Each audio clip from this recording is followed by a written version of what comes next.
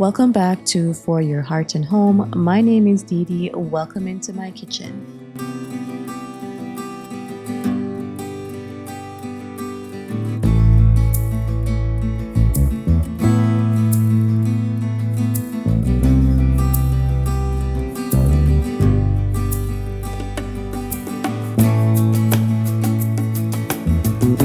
Today in my kitchen, I am just restocking a few things. I needed to take care of some snacks so that they were readily available for my children. And I was also getting ready to make breakfast, which was pancakes, scrambled eggs, and some fried potato cubes.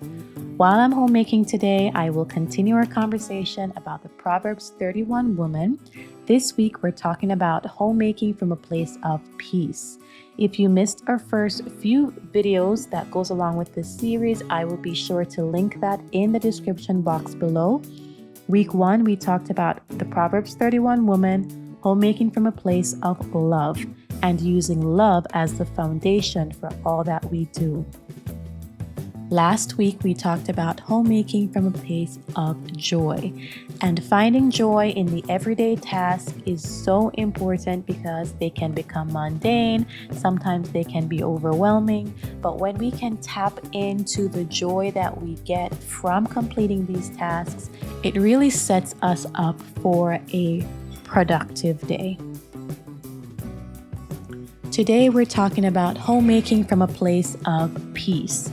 We're going to continue to look at the scriptures, Proverbs 31. Today, we're zooming in on verses 18, 21, and 27. These passages paint the picture of a woman who is prepared, attentive, and diligent, and because of that, her home is a place of security and peace. So let's walk through 5 ways you can bring this peace into your home, one choice at a time. Number 1, peace through preparation. Proverbs 31:21 says, "She is not afraid of snow for her household, for all her household are clothed in scarlet." This is a picture of peace that comes from preparation. She isn't worried about the coming season because she has already planned for it. Preparation is a quiet kind of power. It means when the unexpected happens, we can meet it with a steady heart. Proverbs 6 verses 6 through 8 reminds us to learn from the ant who prepares its food in summer and gathers during harvest. Preparation is not about hoarding or controlling, it's about being faithful stewards of what God has given. In our own home, this looks like meal planning so dinner isn't a stressful scramble at 5 o'clock. It's rotating seasonal clothes so that when the first chilly morning comes, the kids have sweaters ready. It's even having a family rainy day plan for when life throws a curveball. When we prepare, we are saying with our actions, "I trust that God will provide, and I will do my part to walk in wisdom." That preparation frees us to live without constant fear of what's ahead.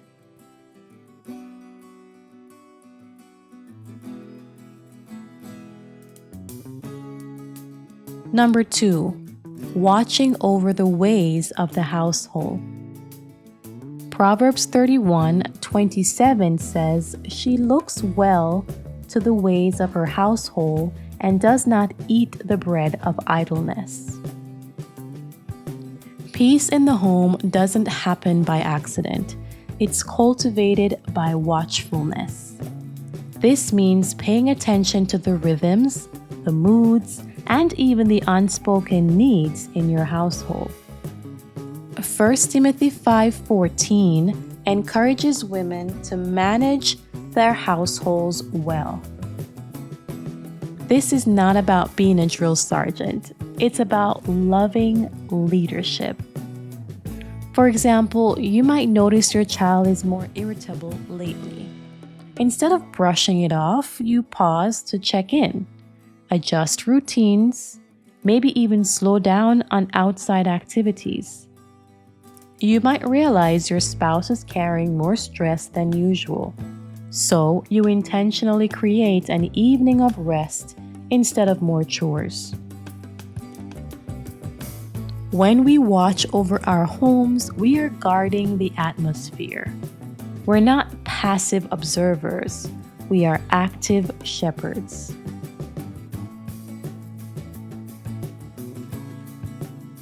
Number 3, peaceful rhythms over busy hustle.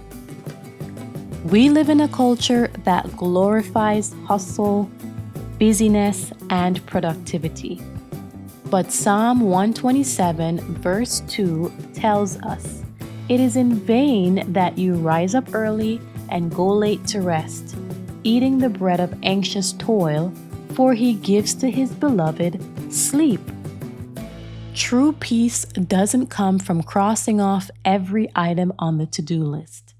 It comes from creating rhythms that give space for rest, worship, and connection.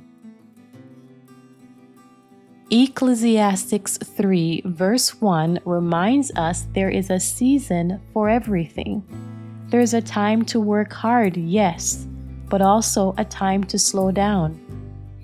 This might mean deciding that laundry will wait until tomorrow so you can take a walk with your family after dinner. It might mean setting a bedtime for yourself so you can wake up with a clear mind instead of exhaustion. When we reject the pressure to keep up with everyone else, we open the door for God's peace to fill our home.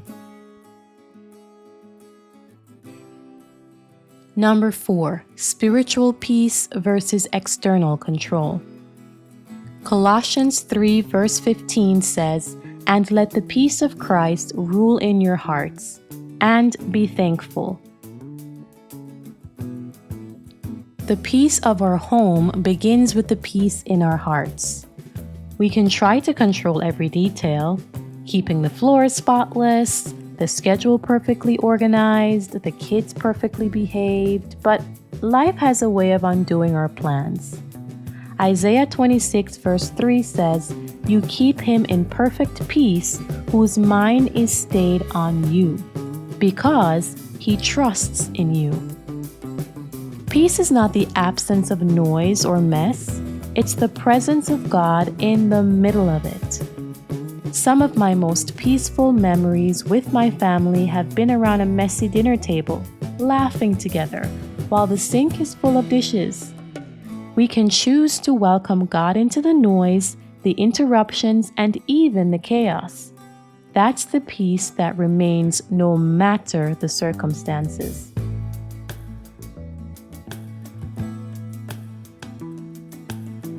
Number 5, teaching peace through example.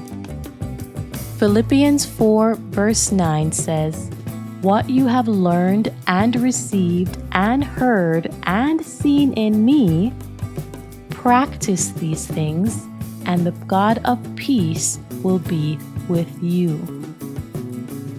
Our families learn peace by watching how we handle life. If we meet stress with prayer instead of panic,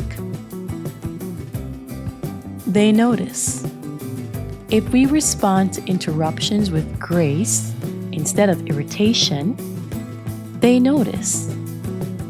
James 3 verse 18 says, "And a harvest of righteousness is sown in peace by those who make peace." One practical way to model peace is to narrate your calm response to your children. That was unexpected, but let's take a deep breath and figure it out. Another is to have a designated peace corner in your home where everyone can go to pray, read, or simply breathe. When our children and spouses see us anchored in God's peace, they learn that peace is possible and that it's worth protecting. Peace in homemaking is not about a picture-perfect home. It's about a heart anchored in God, rhythms that nourish, and a willingness to prepare and watch over the household with love. My prayer for you today is Colossians 3 verse 15, that the peace of Christ would rule in your hearts and spill over into every corner of your home. Until next time, may your homemaking be rooted in God's peace and your home be a place of rest for all who enter. Thanks for joining me today. If this episode encouraged you, share it with a friend or leave a comment. Don't forget to check the description box for any links to my blog if you're looking for recipes or meal ideas. Finally, don't forget you are deeply loved and your work in the home matters.